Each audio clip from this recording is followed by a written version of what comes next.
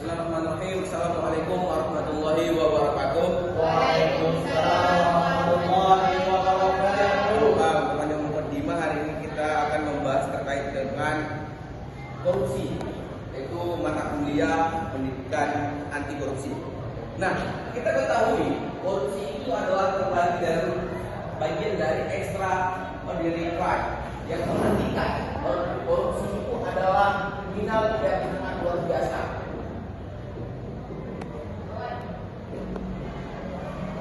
Dengan dikategorikan korupsi sebagai kriminal yang luar biasa, sehingga korupsi ini memakan dampak yang sangat begitu besar, baik itu aspek ekonomi, sosial, demokrasi dan birokrasi, penegakan hukum, dan juga pada lingkungan hidup. Yang pertama, dampak ekonomi. Jelas, ekonomi sebagai dasar dalam pembentukan sebuah negara, baik itu mengatur maju dan mundurnya suatu negara. Ketika ekonomi hancur, maka negara tersebut dapat dikategorikan negara yang tidak maju, bahkan dalam keadaan kemunduran suatu proses pertumbuhan negara. Lantas dari dampak ekonomi apa yang akan muncul ketika banyaknya korupsi, maraknya korupsi di dalam suatu wadah negara? Yang pertama adalah lesunya pertumbuhan ekonomi. Jelas hari ini lesunya pertumbuhan ekonomi ini dampak dari korupsi, karena korupsi akan mengambil yang bukan haknya. Yang kedua, penurunan produktivitas.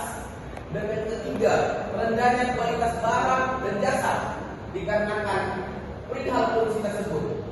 Yang keempat, meningkatnya hutang negara dikarenakan terjadinya pengeksploitasian baik itu barang maupun jasa di suatu negara, sehingga mengakibatkan tingginya angka hutang negara.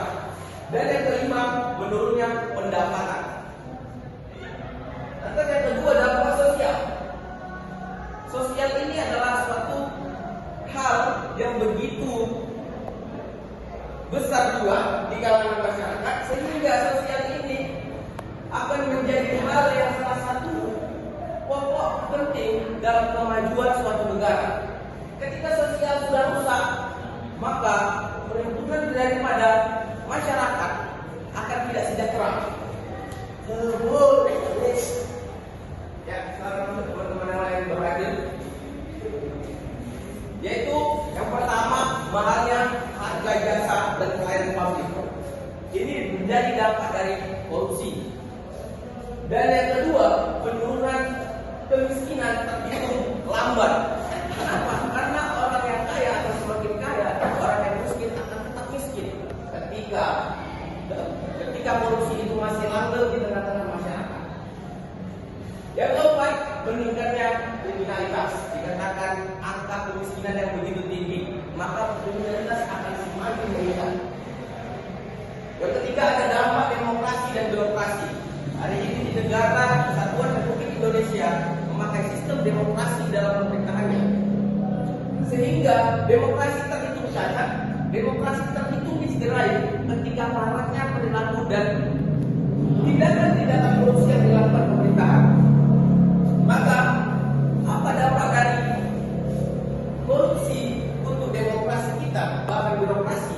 Yang pertama itu lahirnya kepemimpinan yang korupsi, maka tidak akan pernah terobati ketika korupsi masih dibebaskan. Artinya dalam hal tidak pernah dikaitkan dengan seksama ataupun secara detail, sehingga menyebabkan korupsi itu berjalan dengan leluasa, akan melahirkanlah kepemimpinan yang korupsi. Yang kedua, hilangnya kepercayaan pada demokrasi. Banyak kita lihat hari ini masyarakat Indonesia khususnya tidak percaya lagi dengan sistem demokrasi. Bahkan mereka akan terhitung apatis terhadap pemilu yang lebih dekatnya lagi, pemilu 2024. Kenapa? Karena ini yang pertama tadi, hasil dari demokrasi, hasil dari pemilihan umum nantinya menghasilkan kepemimpinan yang korupsi. Yang ketiga, ini dari aspek birokrasinya, terjadinya gratifikasi atau pemberian iming-iming janji antar individu untuk menguatkan suatu kepentingan antar individu lainnya. Dan yang keempat, dampak penegakan hukum. Dari aspek penegakan hukum, apa yang menjadi pengaruh ketika korupsi masih merajalela? Yang pertama adalah fungsi pemerintah akan mandul. Fungsi pemerintahan, khususnya di Indonesia ketika masih merajalela korupsi, langgengnya korupsi, maka pemerintahan itu akan mandul, tidak dapat berbuat apapun, mengambil keputusan pun terlalu mandul, sehingga menyebabkan pelaksanaan proses kemajuan sebuah negara. Yang kedua, hilangnya kepercayaan pada APH. Apa yang teman? APH adalah aparat penegak hukum. Kepercayaan kita akan hilang ketika korupsi tidak dapat ditindaklanjuti dengan tegas. Yang terakhir, akan berdampak pada lingkungan hidup. Yang pertama, dari dampak korupsi terhadap lingkungan hidup, korupsi tadi akan menyebabkan eksploitasi secara berlebihan. Dan yang kedua, dampaknya adalah merosotnya kualitas tanah. Dengan eksploitasi yang dilakukan akan membuat kadar tanah tadi, kualitas tanah tadi akan merosot dikarenakan tindak pidana korupsi. Mungkin itu saja penjelasan dari saya terkait dengan dampak-dampak yang diakibatkan tindakan pidana korupsi.